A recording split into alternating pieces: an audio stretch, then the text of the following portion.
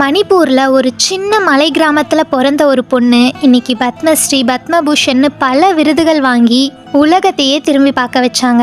அவங்களோட அப்பா ஒரு ஃபார்மர், அம்மா கூலி வேலை செய்கிறவங்க. 3 வேளை சாப்பாடுக்கு கூட ரொம்பவே கஷ்டம். அந்த சின்ன பொண்ணு ஸ்கூல் முடிச்ச உடனே ரொம்ப டயர்டாக இருப்பாங்க.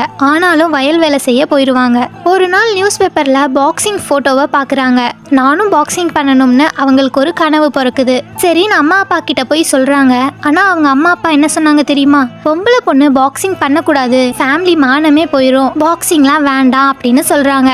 ஆனால் யார் சொல்கிறதையும் அவங்க கேட்கல.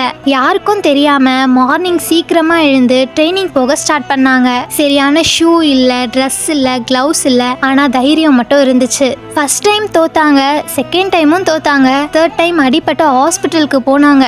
ஆனாலும் கியூட் பண்ணவே இல்லை. வருஷங்கள் போச்சு, அவங்களுக்கு மேரேஜும் ஆச்சு, 2 குழந்தை பிறந்துச்சு. இப்போவும் எல்லாரும் சொன்னாங்க, எதுக்கு இதெல்லாம் விட்டுரு அப்படின்னு சொல்லி.